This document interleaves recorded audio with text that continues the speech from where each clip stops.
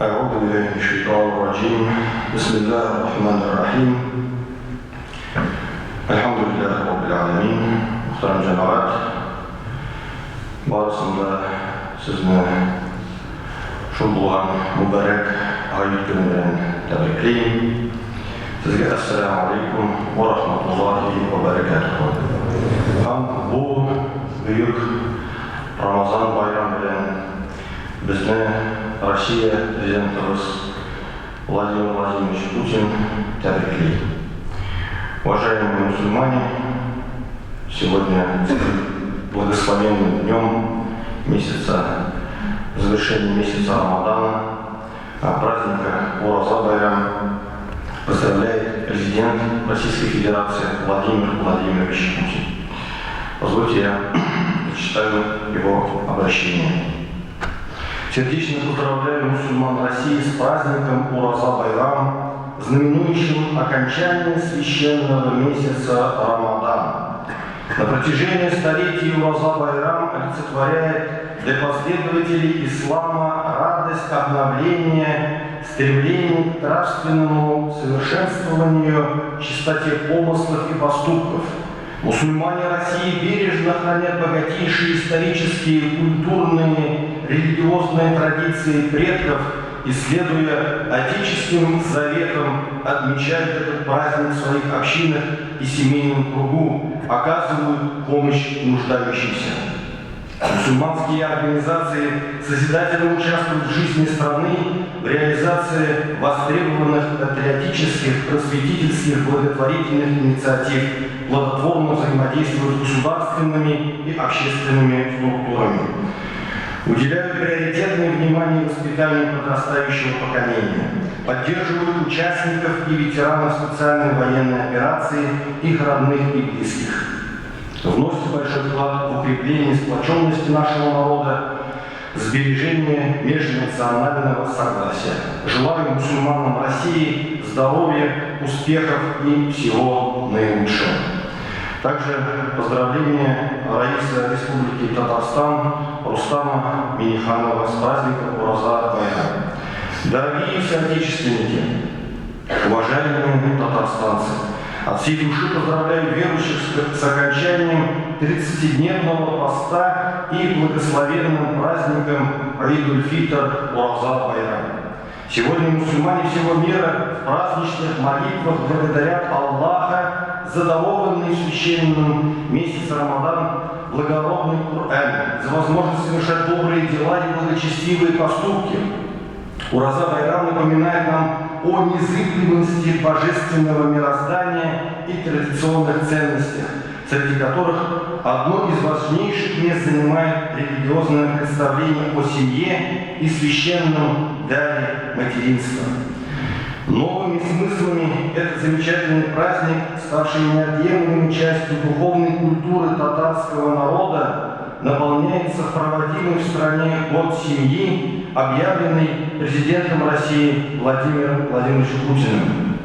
Убежден, что празднование Ураза Байрама прибавит всем нам оптимизма, уверенности в собственных силах, подвигнет на новые свершения во имя Аллаха, нашей общей отчизны и родного Татарстана. Сердечно желаю всем счастья, добра и благополучия. Пусть Всевышний наполнит наши души верой, силой, милосердием и любовью. Шундай тәбрикләү безнең муфтийдан Татарстан муфти Камил Хазрат Сабигуллиннан. Газиз мусульманлар, сезне чын күңелдән байрам белән, Ураза гайты белән котлыйм. Мусульманларның күңелендә бүген моңсу, катыш, шатлыклы хисләр. Чөнки зарыгып киткән изге Рамадан айы бик тиз арада ахырына якынлашты. Уразалы көннәр, йокламыйча гыйбадәттә уздырылган көннәр, мәчетләрдә җәмәгать белән кылынган таравихлар һәм кардәшләрне безгә җыйган кунакчыл ифтарлар, гаиләләребез белән үткәргән бәрәкәтле сәһәрләр артта калды. Аллаһның Рамазан айында Гына бирелә торган сансыз рәхмәтләре белән хушлашу бигрәк тә күңелне төшерә. Без ай буена ураза тотып гөнаһларыбыздан тәүбә иттек. Раббыбыз барчабызны ярлыкаса иде, аның мәрхәмәте чиксез, шуңа күрә без аңа лаек булырбыз иншаллах. Әгәр безнең әхлакыбыз, гамәлләребез һәм холкыбыз яхшы якка үзгәрсә, без дуаларыбызның кабул булуын аңларбыз.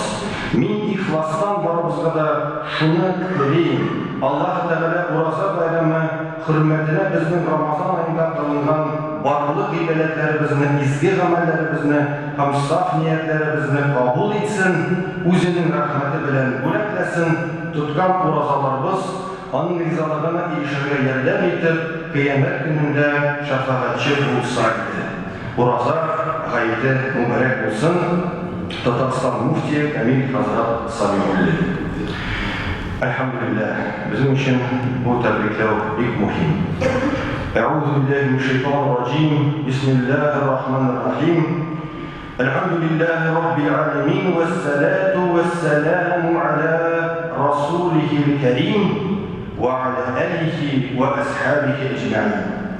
Рамазан аенда безгә хисапсыз нимәтләрен насыйп иткән ураза тотарга, гыйбадәтләребезне үтәргә мөмкинлекләр биргән Аллаһ Тәгаләгә мактауларыбыз булсын. Бер ай дәвамында җир шарының бар мөселманнары Коръән-и Кәримдә китерелгән, без ишеттек һәм буйсындык сүзләренә нигезләнеп ураза тоттык. Гөнаһлардан тыелып торып, көннәрен һәм төннәрен гыйбадәттә үткәрде. Әлхәмдүлиллаһ. Аллаһ Тәгалә рәхмәте белән без фарыз булган уразаны тоттык. Инде хәзер изге Рамазан айын озатабыз. Бер яктан без хәзер көндезге вакытта ашап ичү мөмкинлеге булганда сөенәбез. Һәм шул ук вакытта моңсуланабыз, чөнки Рамазан аенда гына бирелә торган бихисап савап алу мөмкинлекләреннән мәхрүм кылабыз, мөхтәрәм җәмәгать.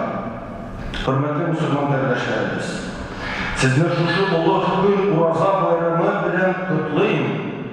Бүген 1 Шаввал барлык дөнья өчен байрам көн. Раббыбыз Аллаһ Тәгалә җир йөзе өчен 2 улуг байрамны билгеләде. Беренче ураза, икенчесе Курбан гаете. Бер ай буена җөмһүрәтебез Чин мәгънәсендә бәрәкәттә яшәде. Мәчетләребез тулы, көннәребез гыйбадәттә, төннәребез Коръән укуда иде. Төннәребез ял итте. Раббыбызның хикмәте белән билгеләнгән ураза гыйбадәте безне ашау ишүдән генә түгел, шулай ук төрле гөнаһлардан да ерак тотты. Кул аякларыбызда безнең гөнаһлы гамәлләребездән ял иттеләр. Әйе, адам баласы хаталана. Раббыбыз Аллаһ шушы Рамазан айын безгә гөнаһларыбызга кәффарат итеп кылса иде. Рамазан айының бәрәкәте 2 Рамазанга кадәр җитсә иде. Сезгә сирде. Көне буе эштә булсак та, кичләрен, таравихларын бергә укыдык, төннәрен торып сәхәрләр ашадык, әмма бер нинди дә ару тоймадык. Бу бәрәкәт ел буена калса иде. Амин. Аллаһу акбар. Аллаһу акбар. Ла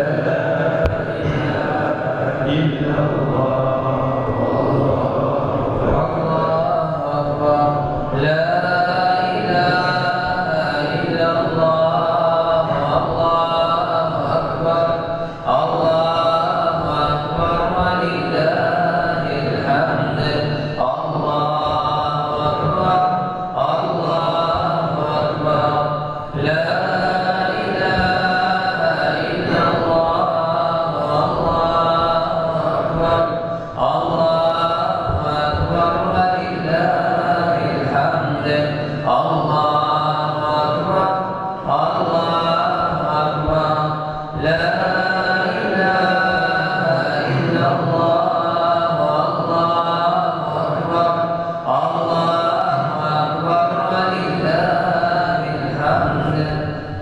Чынлыкта Аллаһ Тәгалә Рамазан айы гыйбадәтләре белән бик зур әҗерләрне әзерләде.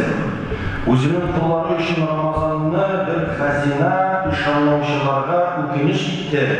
Кыямәт көнендә Рамазанны ничек үткәрүгә карап, кеше тиешлесен алыр, я ул үзенең уразаларын, намазларын, таравихларын күреп сөйнер, я гамәл дәфтәрендә аларны күрмичә үкенер.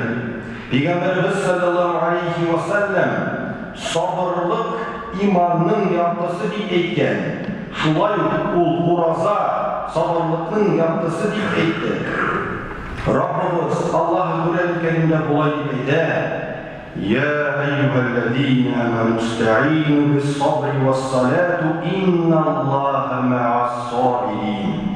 İman tütürmüşler, sabırlık һәм намаз аша Аллаһ Тәгаләдән ярдәм сорагыз. Һичшиксез Аллаһ сабыр итүчеләр белән. Шулай Раббыбыз Кур'анда булай дип әйтә: «Иннама юваффас-сабируна аҗрахум бигайри хисаб». Sabır etmişlerin ecri ölçümlerge salınmışa hesapsız birleşer. Urazat tutuşunun ecir savuklarının ölçep de sanat da bitirip olmaz. Kalgan gıybetlerge barata 10-20 ecir savuklar biriler deyip eytilse de urazat ecirin kuz aldığına getirip bulmayı Rabbimiz Allah Teala uraza benim işim dedi. Әҗерен дә Раббыбыз үзе бирә. Шулай ук Раббыбыз ураза тотучыга кыямәттә дә аерым әҗер бирер. Хадисләрендә Пәйгамбәрбез саллаллаһу алейхи ва саллям җәннәттә ар-раян исемле капка бар. Ул капкадан ураза тотучылар гына керә алыр дип әйткән. Шулай ук ул ураза тотучының ике шартлыгы бар. Birincisi iftar vakıtı, ikincisi Rabbisi bilen uğraşu diп әйткән. Allahu Ekber, Allahu Ekber. La ilahe illallah, Allahu Ekber, Allahu Ekber, lillahil hamd, Allahu Ekber,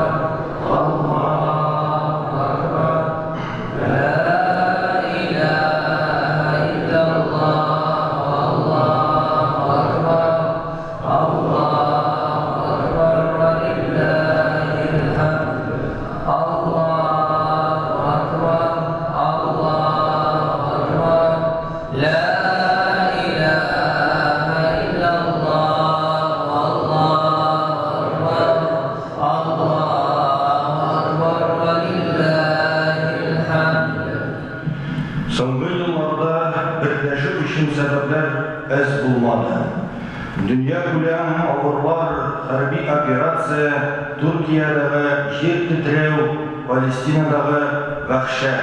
Раббыбыз Аллаһ шул фаҗигаләрдә вафат булган, зиян күргән кардәшләребезнең гөнаһларын яратса иде, яраларын даваласа иде, югары җәннәтләре белән бүләкләсә иде. Шул вакыйгалар барлык җир шарын тетрәндерде. Күп кешенең дөньядагы кыйммәтләрен, дөньяга карашын үзгәртте. Рамазан айында шайтаннар багауда булып, кеше нәфесе белән икәүдән-икәү генә калганда, кешеләр үзләренең нәфесләрен өйрәнә башлый. Рамазан айында кылына торган гунах тулысы белән кешенең нәфесеннән генә. Кешеләр үз-үзләренә күрә бер төрле иләк аша карый башлыйлар. Чынлыкта бу вакыйгаларга да безгә шундый бер мисал булды. Рамазан айы берләшү айы, ләкин берләшү Рамазанда гына булмаса иде. Бүгеннән Шаввал аена кирдек, алда Зулкәгъдә, Зулхиҗҗә кебек мүбәрәк айлар бар. Шушы гаеткә җыелган кебек, якынча 70 көннән Курбан гаетенә дә җыелырбыз. Аллаһ насыйп итсә. Әмма шушы айда мәчетләргә карата барлыкка килгән җылылык бер генә көнгә дә сүнмәсә иде, ифтарлар, кунакка ирешергә, таравихлар, төнге намазларга өйрәнүне, сәхәрләр, тәһәҗҗүд намазларына торуны, ураза үзе гунахлардан ерак булуны нәфсебезгә карата көрәшү гадәтен барлыкка китереп калдыру сала иде. Аллаһу акбар.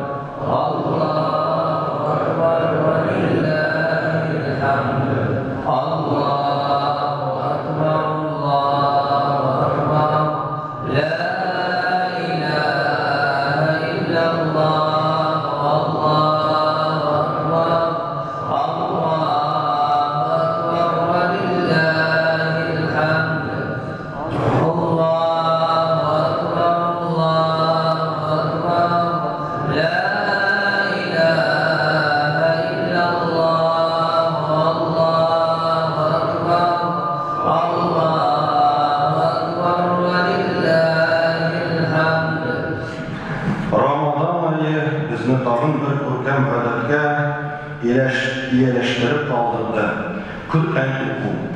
Бик тырышкач, күпләребез бер ай эчендә Коръәнне тулысы белән укып чыга алды. Кемдер яртысын, кемдер өчтән, кемдер дүрттән берен укыдылар. Арабызда Рамазанда беренче тапкыр Коръән укый башлаган гына кешеләр дә юк түгелдер. Әмма Рамазанга кадәр бу гамәлне башкару авыр тыелган булса да, шушы ай Аллаһның китабын тулысынча укып чыгарга мөмкин икәнен исбатлады. Шушы гамәлебез дәвамлы булып калса иде.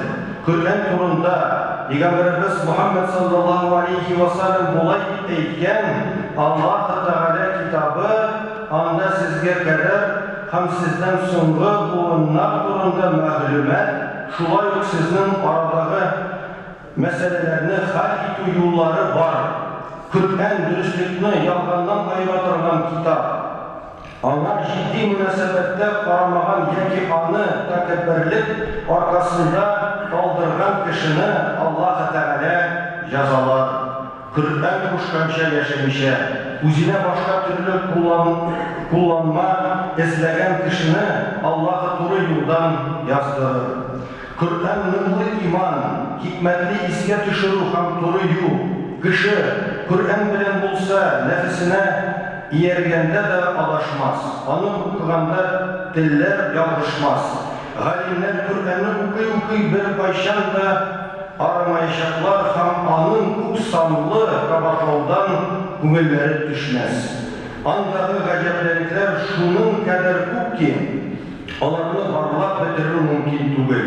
Коръәнне тыңлаган җиннәр тыелып кала алмадылар һәм булай әйттеләр: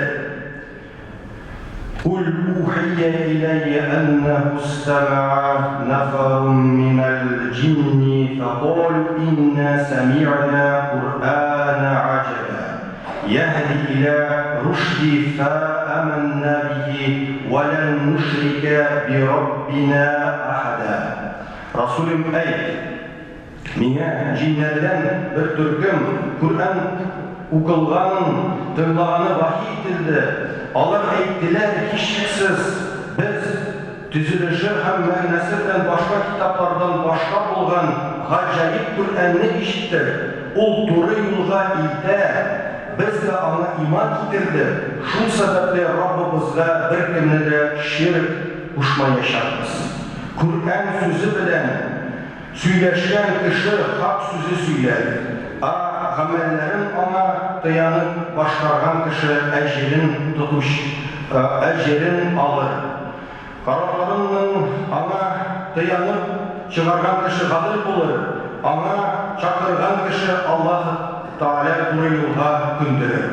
Пәйгамбәрбез саллаллаһу алейхи ва саллямның Коръәнгә карата хадис шәрифләре бик күп. Шушы айда Коръәнгә карата мөхәббәтебез арткан булып, киләчәктә Коръәнне өйрәнергә бер этәргеч булса иде. Аллаһу акбар. Аллаһу акбар. Ла илаһа илляллаһ.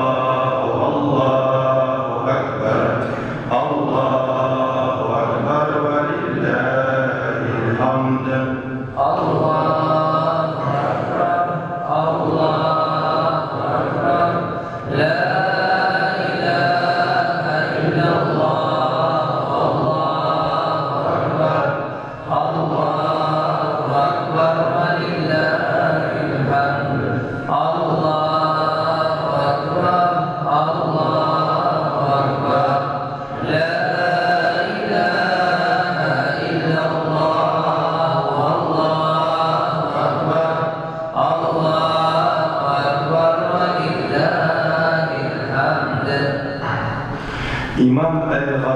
Кадримулла уразаны 3 төргә бүлеп карый. Беренче, гади кешеләр уразасы ашау ишүдән һәм якынлык кылудан баш тартып тотыла торган ураза.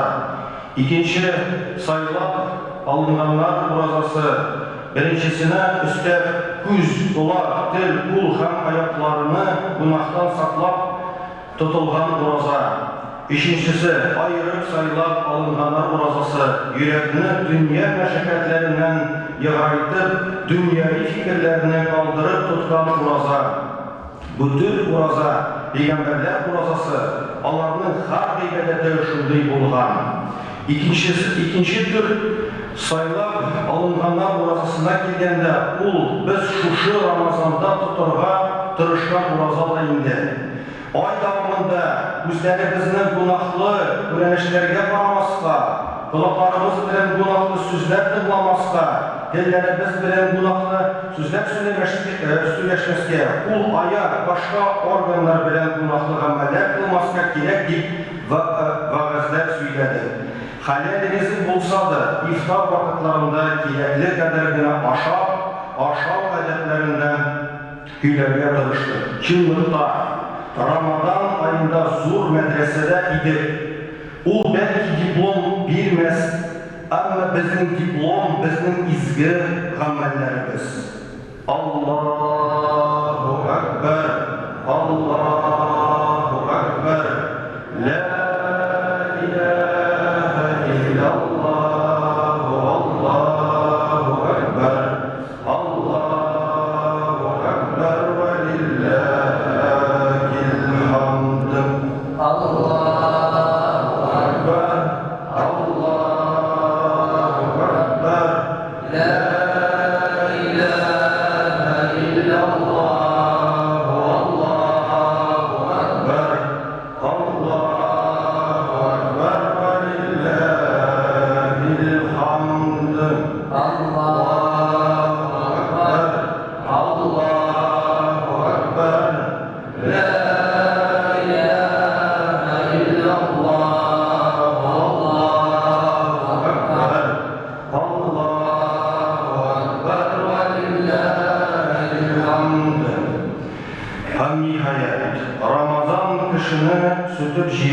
Bir eksik de yanlış olmaz.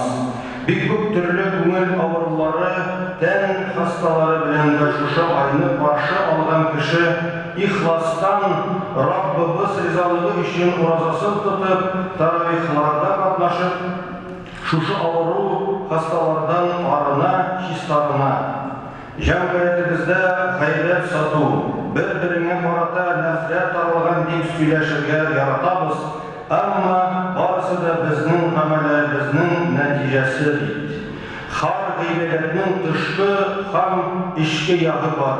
Tashqi yaqdan uraza var edik, yaqinlik qilib ham aşağı ishdan tuyulib turib gibi. Muhtaram jamoat, amma iki yigit ham bir babay qissasin esingizga tushirasim kela. Bir vaqt namozdan chiqib uylarına qaytib borganda iki yigit bir babayның нәрсәдер ашап утырганын күреп алалар. Алар гаҗәпләнеп, "Бабай, син ураза тотмыйсыңмыни?" дип сорыйлар. Бабай җавап итеп, "Мин ураза тотам. Мин бит гайбәт сатмыйм, кеше ирешенә кирмим, кыйды сатмыйм, гунах кылмаска тырышам. Әмма миңа Раббым авыру бирде, һәм мин ризыктан башка узак тора алмыйм. Шуңа мин ураза тотам. Әмма ашыйм гына әйтеп үзе дә сорау бирә. Ә сез егетләр уразадамысың? Егетләр башларын аска иеп, "Юк, бабай, без уразада түгел. Без бары тик ашамыйча гына торабыз" дип җавап кайтаралар. Мөхтәрәм җәмәгать, Аллаһ Субханаһу ва Тааля безне гыйбадәттән һәм изге гамәлдән айырмасын, тоткан уразаларыбызны, кылган гыйбадәтләребезне кабул кылсын, иншаллах. Аллаһу Акбар, Аллаһу Акбар, ла илаха иллаллах, Аллаһу Акбар, Аллаһу Акбар ва лиллахил хамд. Аллаһу